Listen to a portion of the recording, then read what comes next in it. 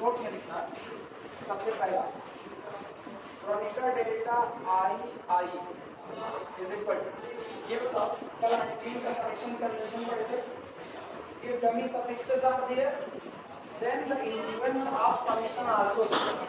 हाँ क्या यहाँ पर डमी सफिक्स है, ऊपर भी है नीचे भी है, आई डमी सफिक्स है, इसका मतलब यहाँ पर समेशन होगा। समेशन अब लिखा बस इतना जाएगा, मेरे समझ में आएगा Kronecker delta 1 1 plus Kronecker delta 2 2, i बराबर 1 लिया 1 1, 2 लिया 2 2, क्रोनिका डेल्टा 3 3 plus so on plus Kronecker delta. जब आपको रेंज नहीं दी जाती है ना तो आप ऑटोमेटिकली एन मान लेते हो, क्रोनिकल डेल्टा एन एन। ये बताओ क्रोनिकल डेल्टा में अगर अपर सफिक्स और लोअर सफिक्स बराबर हो जाए तो वैल्यू कितनी 1 होती है। इसका मतलब ये हुआ 1 plus 1 plus 1 plus up to so on plus 1 कितनी बार n बार, तो जोड़ कितना है, मतलब तब तो कहीं मिलता है क्रोनिकल डेल्टा आई आई तो आंसर होगा। क्लियर है, नोट कर लो।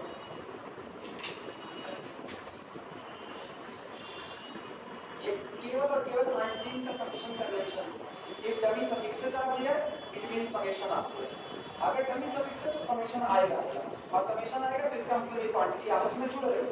अब कोई रेंज नहीं दी जाएगी तो आप n तक की रेंज मान लो, तो डेल्टा 1 डेल्टा 2 डेल्टा 3 भी सब की वैल्यू 1 है, और कुल कितनी बार आप ले रहे हो n बार, जोड़ भी क्या बैठेगा n बैठेगा। नंबर 2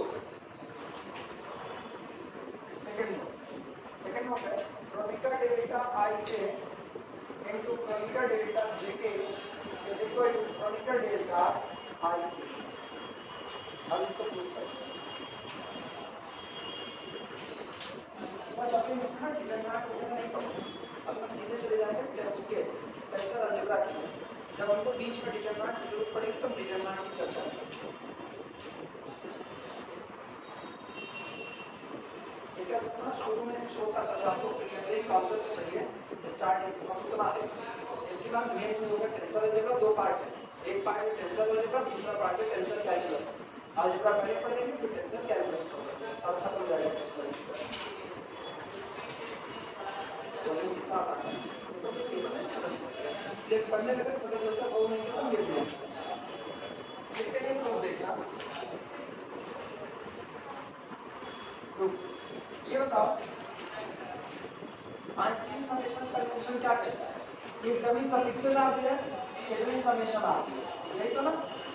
क्या जे दोनों बार आया हुआ है, दोनों बार डमी सफिक्स है तो इफ डमी सफिक्स आती है इट मींस समेशन आती है।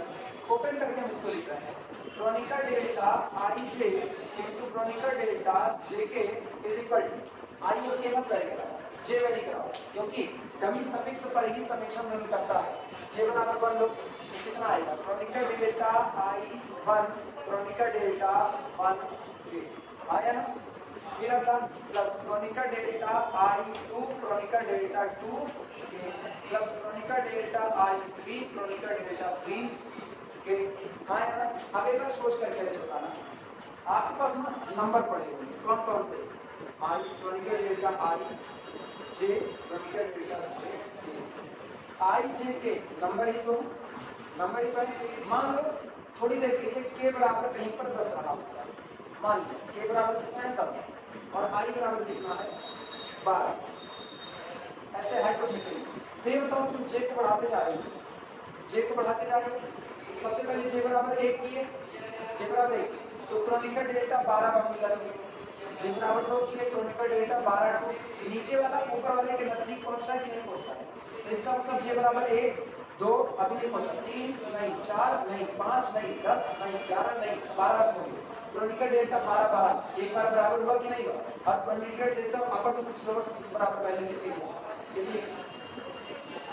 अच्छा जे बढ़ा रहे हो ना, जे बढ़ा रहे हो तो जे के भी नजदीक पहुंच रहा होगा, यानी एक दुनिया ऐसी जरूर आएगी जब ये नंबर बढ़ते बढ़ते बढ़ते बढ़ते आई और के बराबर पहुंचने की कोशिश करनी है, हाँ या ना। तो इसका मतलब चलते चलते plus up to so on plus एक दिन ऐसा जरूर आएगा जब ये नीचे वाला सफिक्स आई बराबर 1 हुआ 2 हुआ 3 हुआ 4 हुआ, चलते चलते कभी आई भी हो जाएगा कि नहीं। तो क्रोनिका डेल्टा आई आई और क्रोनिका डेल्टा आज जे बराबर कितना हो गया आई, तो यहाँ पर कितना आई के, सही है गलत? और आगे जैसे जाओगे क्रोनिका डेल्टा आई, आप इसको बढ़ा रहे कितना i plus 1, Kronecker delta i plus 1 k और plus onward up to 1 plus Kronecker delta i n, Kronecker delta n a. लिख सकते हैं कि नहीं? ये बताओ क्या ये दोनों अभी बराबर हैं? तो वैल्यू कितनी देगा? 0। ये फैक्टर कितना हो गया? This is equal to 0। ये कितना हो गया? 0। ये वाला कितना होगा? 0 प्लस सारे 0 प्लस ये कितना 1 इंटू क्रोनिका डेल्टा आई के। और क्या ये दोनों बराबर हैं? ये आई है, ये आई प्लस 1 है, ज्यादा है, इसका मतलब वैल्यू कितनी दिया? 0। Onward plus 0। सिर्फ क्या बचा? क्रोनिका डेल्टा आई के और कुछ नहीं। पता नहीं है कितना, हम ऐसे छोड़ दिए, हम ऐसे छोड़ दिए। कोई एक तो बराबर हो जाएगा एक बार में, कोई एक, तो ये वैल्यू आती है क्रोनिका डेल्टा आई। कुल कहने का मतलब यही है, कुल कहने का मतलब अगर कहीं लिखा है क्रोनिका डेल्टा 5 10 और लिखा है क्रोनिका डेल्टा, सुनना, कहीं लिखा है क्रोनिका डेल्टा 5 10 और कहीं लिखा है क्रोनिका डेल्टा 10 8, ऐसा लिखा तो इसकी वैल्यू हमेशा कितनी है? हाँ यार, इसकी वैल्यू कितनी? क्या ये दोनों बराबर है? क्या ये दोनों बराबर है? नहीं। क्या ये दोनों बराबर है? नहीं है। तो इसकी भी वैल्यू 0, इसकी भी 0, 0 इंटू 0 दैट इज कितना? 0। अच्छा फिर सुनना, पता है p कर दिया, पता है? नहीं पता? बराबर हो भी सकता है और नहीं भी हो सकता, कुछ भी हो। तो डमी सफिक्स से डमी सफिक्स खप जाएंगे आपस में। बचेगा मेरे पास क्रोनिका डेल्टा 5 ऊपर से और p नीचे से। अब अगर ये p इसके बराबर हुआ तो वैल्यू 1 और नहीं हुआ तो वैल्यू कितनी देगा? 0। पहले पड़ी बात है सर, ये रहा सामने।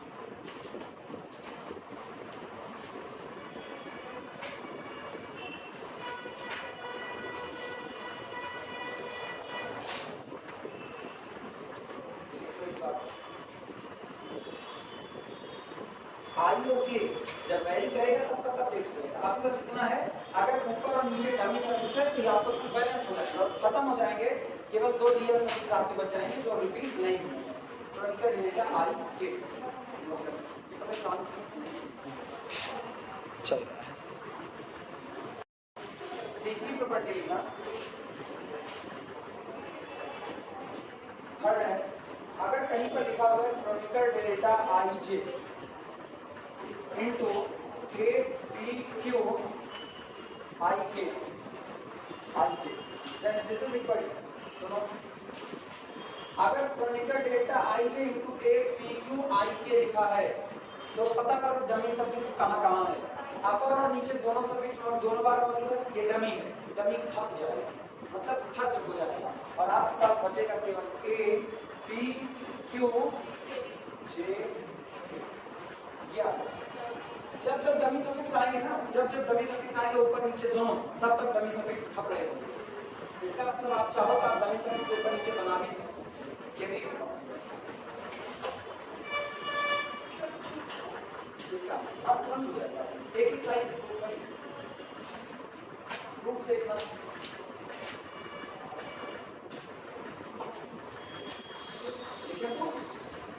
देखो ये तो लिखा है, इस पर ध्यान देना, chronicle delta i j a p q i k. अब सुनो, ना पी को बदलना, ना क्यू को बदलना, ना के को बदलना, तीनों फिक्स रखो, पी क्यू के और कौन जे, इनको फिक्स रखो। डमी कौन है? If dummy suffix are there it means summation are there, और समेशन किस पर रन करेगा? डमी पर रन करेगा। तो बताओ आप इसको क्या लिख सकते हो? आप इसको लिख सकते हो क्रोनिकल डेल्टा 1j ए पी क्यू 1q, सही है गलत? प्लस क्रोनिकल डेल्टा लिखा 2j ए पी क्यू 2k। इस तरीके से चलते हुए ऑनवर्ड। ये बताओ जे कोई फिक्स नंबर रहा होगा ना, तो ए धीमे धीमे ऊपर वाला नंबर बढ़ना शुरू किया, पहले 1 हुआ फिर 2 हुआ, मान लो जे 100 रहा होगा तो ऊपर वाला नंबर 1 होगा, फिर 2 होगा, फिर 3 होगा, 4 होगा, बढ़ते बढ़ते एक दिन 100 होगा कि नहीं होगा? तो एक दिन ऐसा आएगा जब ऊपर और नीचे वाला सफिक्स बराबर होगा, तय है। तो इसका मतलब प्लस क्रोनिकल डेल्टा जे जे और कितना ए पी क्यू जे के, क्योंकि आपने आई बराबर क्या रख दिया जे, और बस ये ऑनवर्ड ऐसे चलता जाएगा, प्लस फिर होगा क्रमिक डेटा एन तक जाएगा, एन जे फिर कितना ए बी क्यू एन के, सही है। ये बताओ क्या इसमें आई और जे बराबर है? नहीं बराबर, वैल्यू कितनी? क्या इसमें बराबर है? नहीं बराबर, वैल्यू कितनी? 0। इस तरीके से सब जीरो सस्ते सस्ते, यहाँ कितना 1 इंटू ए पी क्यू जे के, अब प्लस फिर से सब कितना 0, केवल क्या बचा ए पी क्यू जे के, भाई ये कि नहीं हो गया काम आपकी टाइम नीचे वाला निकाल,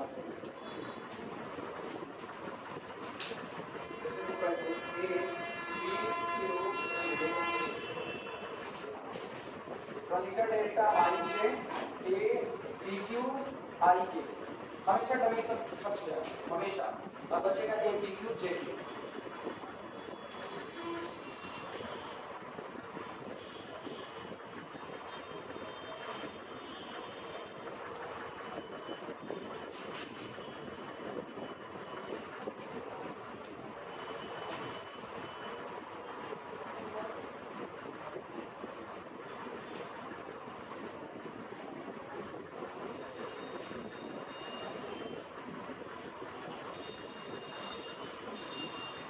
बेसिक में इतना डिटरमिनेंट है बेसिक, ठीक है। अभी नहीं पढ़ा, जब डिटरमिनेंट जरूरत होगी तब डिटरमिनेंट को उठाएं, डिटरमिनेंट आगे चल कर के बात करेगा, तो उसको लोग प्रीलिमिनरी कॉन्सेप्ट में ही पढ़ा देते हैं, हम उसको नहीं ना बोझ नहीं डालते, इतना ही अभी हमें जब डिटरमिनेंट आएगा तो भूले ना, इसलिए डिटरमिनेंट को वहाँ पर मिला, ठीक है।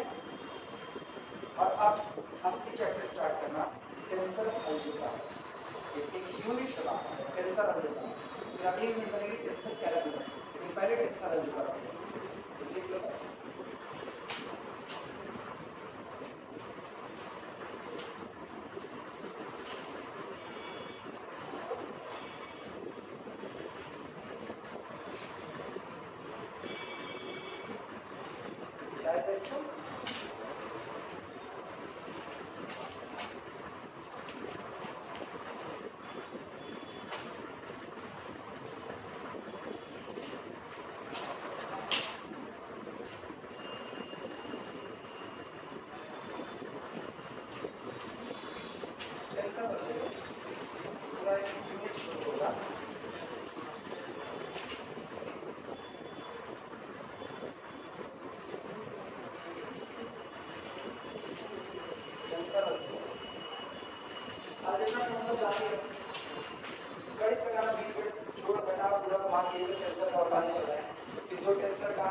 आप रैंक कैसे, आप किसी टेंसर की रैंक क्या बताओगे, किसी टेंसर का टाइप क्या होगा, दो टेंसर का जोड़ कैसे होगा, दो टेंसर का प्रोडक्ट कैसे होगा, ये सब कुछ जिस व्यवस्था के अंदर पढ़ा जा रहा है वो व्यवस्था है टेंसर अलजेब्रा। इसमें सबसे पहले हेडिंग पड़ेगी ट्रांसफॉर्मेशन ऑफ कोऑर्डिनेट, कोऑर्डिनेट का बदलाव, एक फ्रेम ऑफ रेफरेंस से दूसरे फ्रेम ऑफ रेफरेंस में कोऑर्डिनेट में कैसे परिवर्तन आता है, सबसे पहले उसकी बात transformation of coordinate, transformation of coordinates, transformation of coordinates,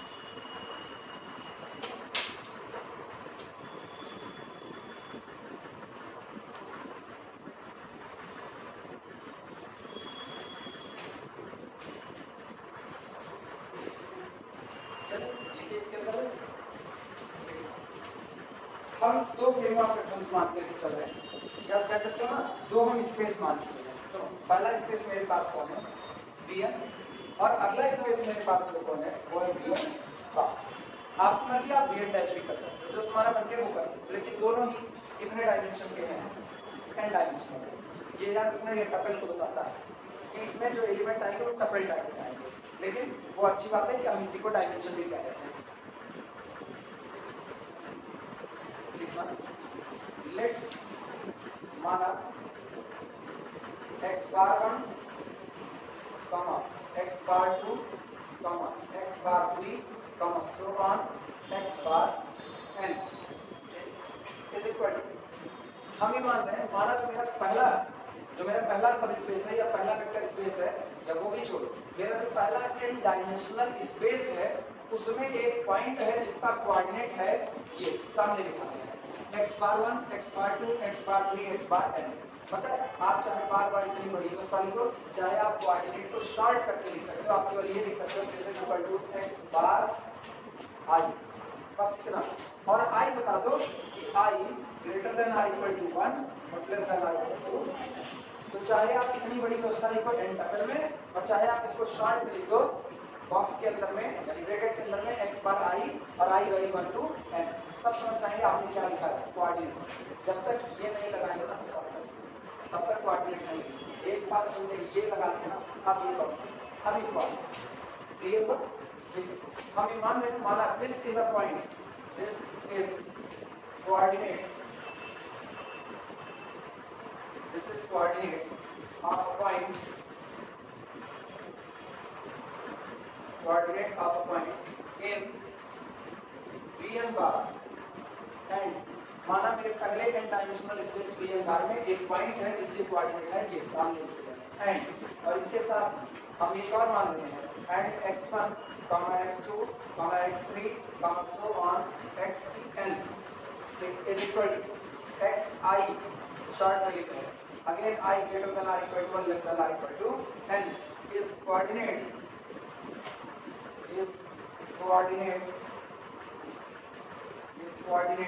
of a point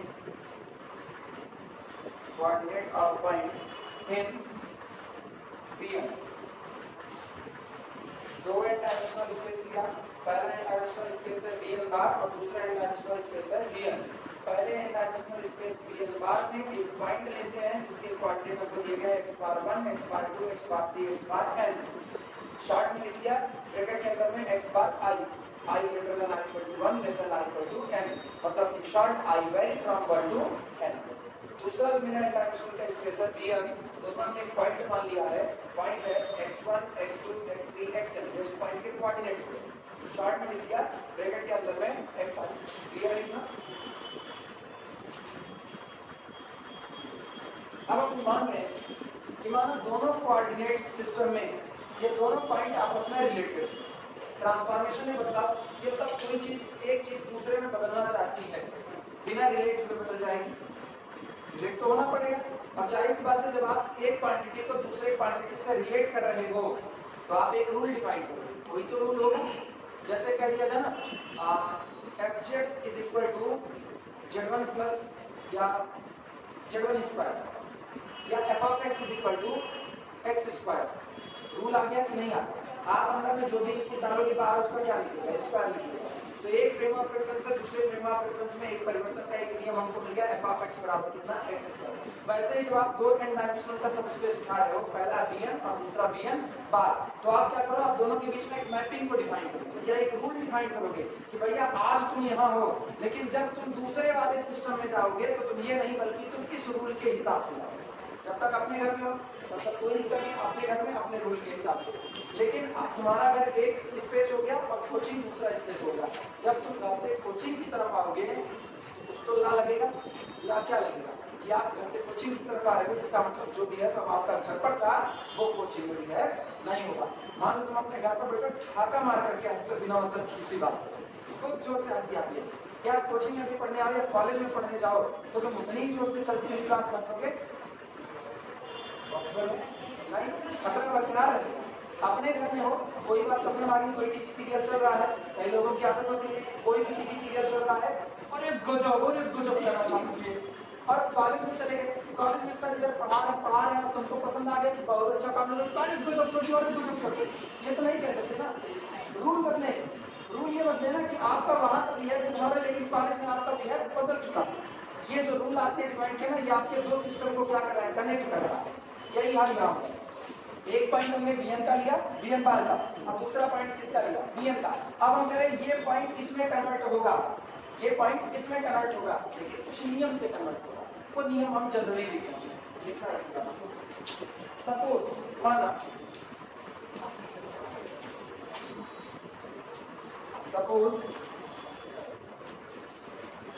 these two points, suppose these points, माना ये दिए गए दोनों बिंदु, suppose these 2 points in both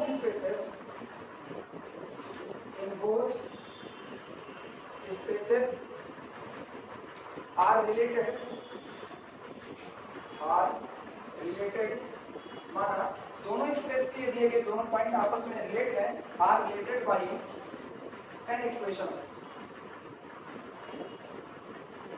क्या एन इक्वेशन थोड़ा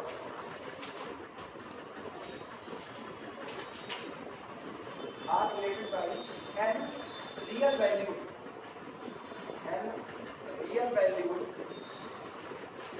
continuous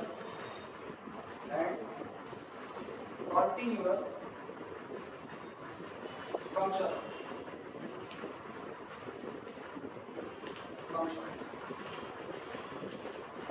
हम ये मान रहे हैं सपोज these 2 पॉइंट्स के दिए गए दोनों के दोनों पॉइंट इन बोथ स्पेसेस, जो कि दोनों अलग अलग स्पेस में मौजूद है, दोनों पॉइंट आर रिलेटेड आपस में कनेक्ट है by the one valued and continuous function, आपस में वन वैल्यूड कंटीन्यूअस फंक्शन से ये लोग रिलेटेड है। कैसे रिलेटेड है वो सुनिए। इनके बीच का रिलेशन है कि जो आपका पहला पॉइंट है x1 बार, आपके पहले कोऑर्डिनेट सिस्टम का पहला पॉइंट x1 बार, वो आपके दूसरे कोऑर्डिनेट सिस्टम में मौजूद इन सारे पॉइंट पर डिपेंड करता है, मतलब इनमें चेंज आएगा तो इसमें भी चेंज आएगा, तो उसका डिपेंडेंट है।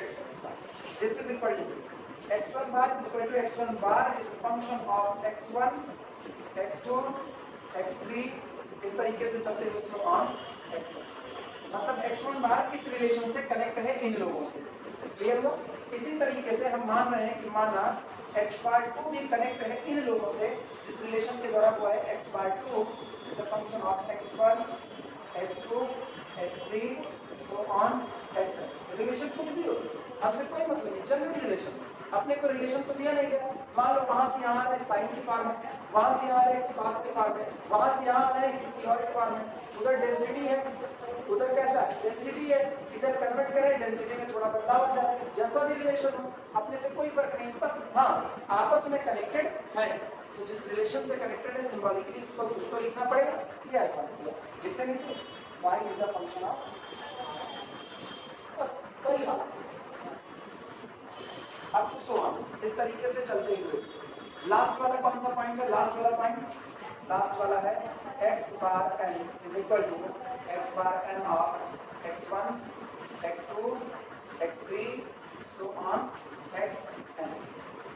कितने इक्वेशन है देख लो, कितने इक्वेशन है, n इक्वेशन, 1 2 3 n इक्वेशन, ये सारे दोनों पॉइंट जो हैं ये आपस में n इक्वेशन से कनेक्टेड है, क्लियर हुआ। नोट कर लो,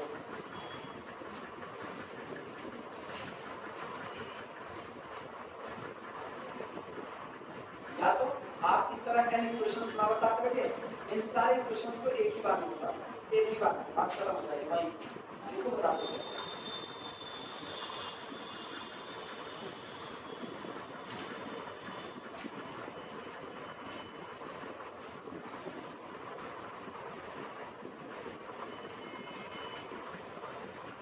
और अथवा इसी को शॉर्ट में लिखते हैं, और x bar j is equal to x bar j of x, सही है ना, short x bar j is equal to x bar j of xi, कैसे, क्योंकि हम बताने चल रहे हैं where j is greater than or equal to 1 less than or equal to n and I also greater than or equal to 1 less than or equal to, ये बताओ जो वैसे बॉक्स x लिख रखा है x i कोऑर्डिनेट को लिखा है, आप ये भी बताए थे, और बाकी का आप 1 रखो जरा, 1 रखो, j बराबर 1 x bar 1 is equal to x bar 1 of coordinate x1 x2 x3 so on, पहला मिला कि नहीं मिला, आप j बराबर 2 लो, x bar 2 is equal to x bar 2 of coordinate, अब आई पे पहले कराओ बार x1 x2 x3 का ये दूसरा वाला मिला कि नहीं मिला, तो इतना बार बार लिखने से अच्छा शॉर्ट में लिख दे x bar j is equal to x bar j of xi, clear है। हम मान रहे हैं कि माना ये दोनों पॉइंट आपस में ये दिए गए टोटल n इक्वेशन से एक दूसरे से कनेक्टेड है।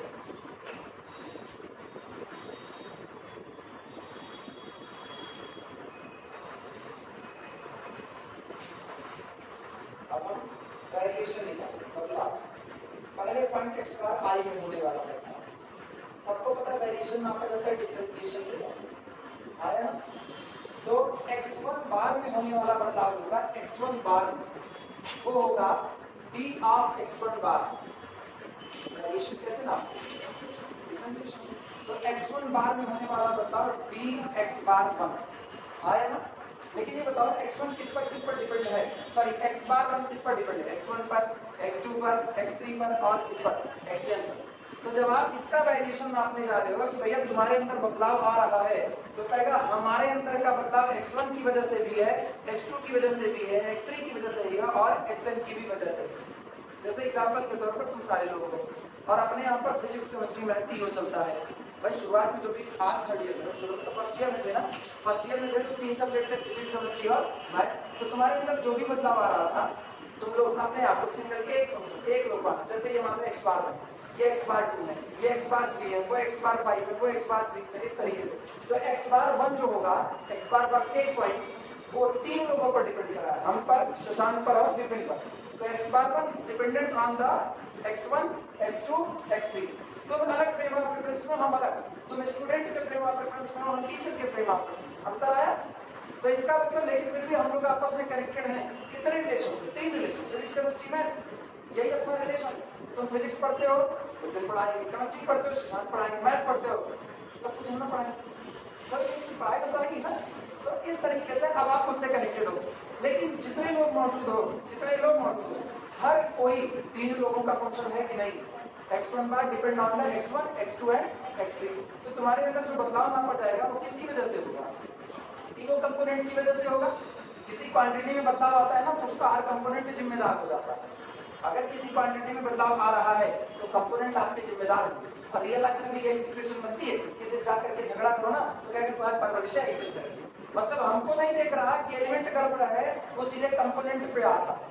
कंपोनेंट कौन, घर वाले कहेंगे सीधे तुम्हारी परवरिश ऐसी थी, बस भैया फलाने मुंह खोल दिया, जान ले कितना संस्कारी है, तुरंत कितना संस्कारी है वो कहाँ से मिला, पुराने वाले से। तो इसका मतलब आपके कंपोनेंट की वजह से आप बदल, because you are tension party.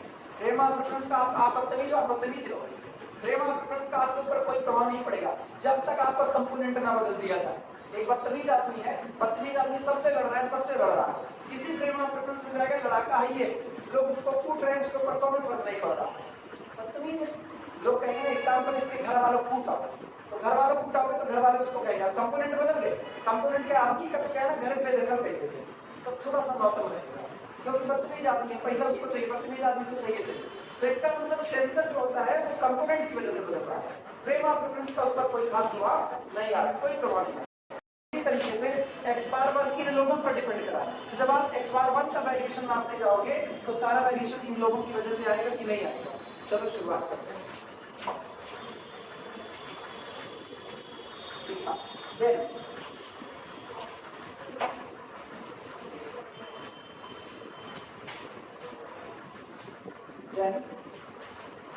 इनका वेरिएशन नापे, इनका देन dx बार 1। लेकिन ये बताओ जो आदमी कई लोगों पे डिपेंड होता है उसका वेरिएशन टोटल हो जाता है कि पार्शियल होता है? पार्शियल, थोड़ा भाई हम मैथ पढ़ा रहे हैं, थोड़ा मेरी वजह से बदलोगे, फिर फिजिक्स पढ़ा रहे थोड़ा विपिन की वजह से बदलोगे, केमिस्ट्री पढ़ाए थोड़ा उनकी वजह से बदले, थोड़ा सबकी वजह से बदले। तो इसका मतलब यहाँ पर जो डेरिवेटिव आने वाले हैं इनके वो टोटल नहीं बल्कि कैसे आ रहे हैं, पार्शियल आ रहे हैं। तो लिखा जाएगा dx bar 1 is equal to पहले x बार 1 का वेरिएशन, x बार 1 का वेरिएशन किसके लिए, x1 के लिए dx प्लस अब x बार 1 बदलेगा किसके लिए, x2 के लिए, तो डेल x बार 1। अभी देखना पूरा बदलाव इसका x बार 1 का ही है, तो ऊपर कोई और नहीं आएगा। हाँ, आप जिन कंपोनेंट पर डिपेंड कर रहे हो उन कंपोनेंट के रिस्पेक्ट में आपका बदलाव नाप दिया जाएगा। Del x2 dx2 plus del x bar 1 del x3 dx3 और इस तरीके से चलते हुए प्लस डेल x बार 1 का किसके लास्ट का डेल xn dxn। हाँ है ना, x बार 1 का बदलाव आ गया। अब अगली बारी किसकी, x बार, इसके लिए क्या लिखेंगे dx bar 2 is equal to del x bar 2, इसी का वेरिएशन आप लेंगे हर कंपोनेंट के लिए, del x1 dx1 plus del x bar 2 del x2 dx2 plus del x bar 3 del x3 dx3 plus plus so on plus del x bar 2 del xn dxn आया ना। और last में क्या बात है, अप टू सो ऑन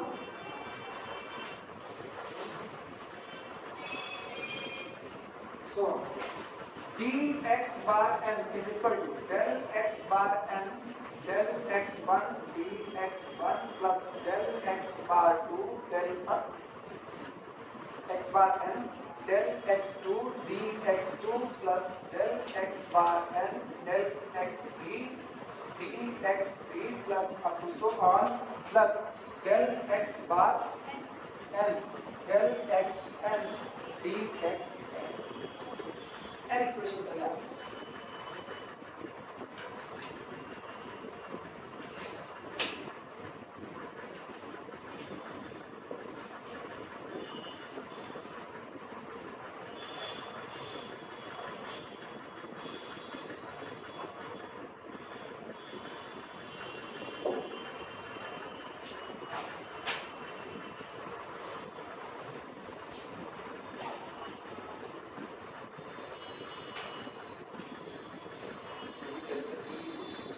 हम लोगों को टाइम की कितनी चाहिए, पहले पूछो लोगों के बाद में आगे बढ़ो, नहीं टेंशन कीजिए कोई बात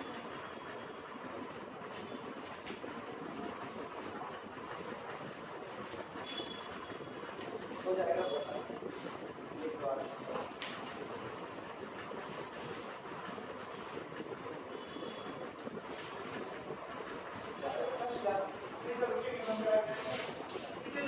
बस 5:30 छोड़ 10 मिनट है।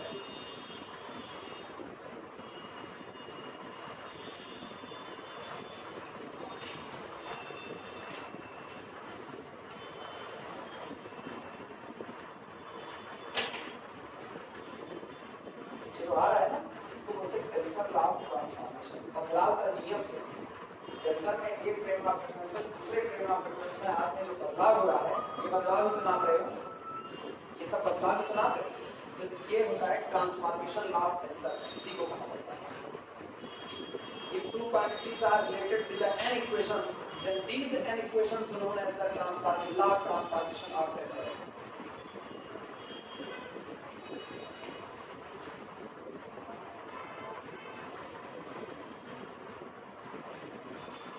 सेमिनार लगा दिया जाए, सेमिनार, और पहले टीचर जाएगा स्टूडेंट की जगह पर बैठेगा, स्टूडेंट आएगा टीचर की जगह पर बैठेगा। तो आपका ला क्या होगा, सेमिनार आपका नियम है, आप बदल रहे, स्टूडेंट जा रहे हैं टीचर बने, टीचर आ रहे हैं स्टूडेंट बने, अंतर है। That's called the law of transformation, बदलाव का यही नियम। घर वाले कहीं जा रहे हैं, तुम्हारे जिन्हें सौंप गए, अब घर की बागडोर तुम्हारे हाथ में, अब तुम्हारे हवाले बदल सकते, अब तुम संभालना, चाहे घर को भाग लगा दो, चाहे घर पे बचत करके रख दो, पड़ोसी का घर लूट लाओ, अपने तुम्हारे ऊपर लॉ ऑफ ट्रांसफॉर्मेशन। हाँ, आप कैसा बदलाव चाहते हो, अच्छा चाहते हो, बुरा चाहते हो, ये आपके ऊपर है, आप डिफाइन करोगे लॉ ऑफ ट्रांसफॉर्मेशन। एक फ्रेम ऑफ रेफरेंस से दूसरे फ्रेम ऑफ रेफरेंस में जाने का नियम लॉ ऑफ ट्रांसफॉर्मेशन, बदलाव का। आप सुनो, ये जो इतना पखन्ना लिखा गया है, हम सारे पखन्ने को शॉर्ट में कर सकते हैं, एक इक्वेशन में सारा मामला खत्म कर सकते हैं। कैसे, वो सुनना।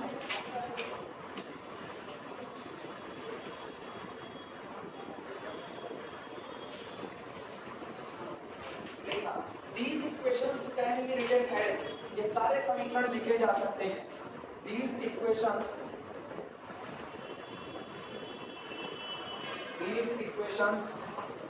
can be written as, ये समस्त इक्वेशन जितना लिखा गया है can be written as, single एक इक्वेशन के तौर पर खाली इसको लिख सकते हैं, और वो तुम लोग जानते हो क्या है, dx bar j is equal to, किसका बदलाव नाप रहे हैं, x बार j में होने वाला है, तो क्या लिखा जाएगा, del x bar j del x1 dx1 plus नहीं अभी और चलते बाद में आई करते del x bar j del x2 dx2 plus so on plus del x bar j del xn dxn। अब ये बताओ प्लस प्लस प्लस लगाया ना, अभी सिग्मा लगा, फिर समेशन कन्वेंशन से सिग्मा निकालने के बाद यानी this implies that dx bar j is equal, एक और बात लास्ट में बता दे रहे हैं j 1 से कहां तक n तक वैरी करेगा, जब i भी शामिल कर ले तो ये होगा dx bar j summation del x bar j del xi और dxi, बट i ऊपर नीचे दोनों जगह, तो ये रन कर रहा है i vary from 1 to n and j greater than or equal to 1 less than or equal to, आप j बराबर 1 रखो dx बार 1 तैयार होगा, j बराबर 2 रखो dx बार 2 होगा, आप n तक रखो dx बार n, सारे n मिल गए कि नहीं आपको, बट I नीचे भी मौजूद और ऊपर भी, if any suffix present in the upper and lower cases both then it is a dummy suffix। और आइंस्टीन भैया कहते हैं, मतलब आइंस्टीन दादा कहते हैं कि if dummy suffix are there then summation always there but do not use sigma, आप sigma मत यूज कीजिए। हाँ, तो इसका मतलब इतना लिख करके पहले इतना हो जाए तो आई काम हो गया, गायब हो गया अपने यहाँ पे, इतना लिखे तो हम लाइन हो गए।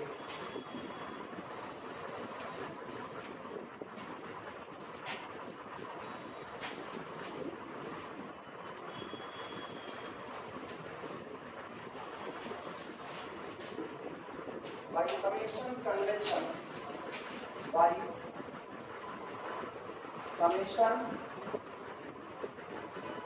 convention,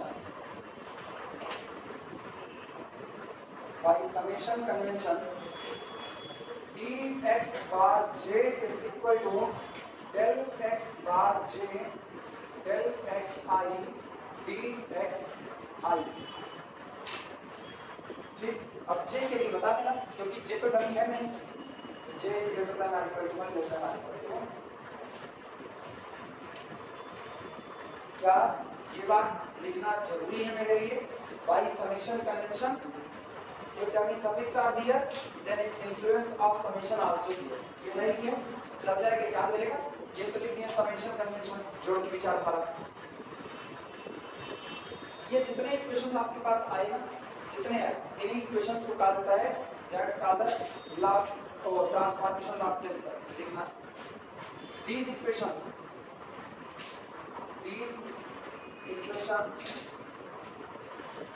चलाए तो ये बनते चल these equations are called, ये सभी समीकरण कहे जाते हैं are called tensor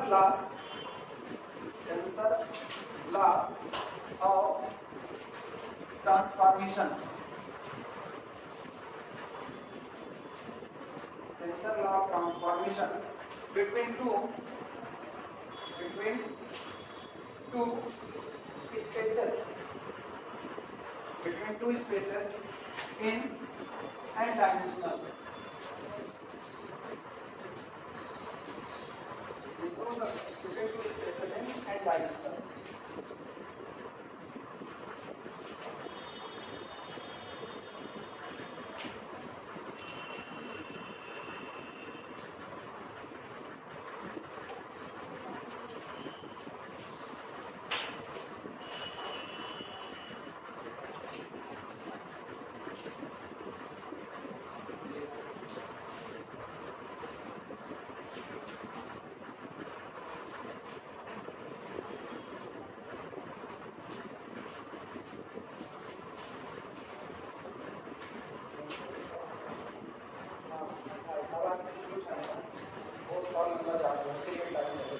इसी पर फिलहाल इसको भी रोको, ठीक है, इसी पर इसको रोको। अब आपकी जब मिलेगा कंट्रावेरिएंट कोवेरिएंट टेंसर और उसकी रैंक यहाँ से खुल चुका है पूरा चैप्टर, ठीक, इसी पर हाँ मंडी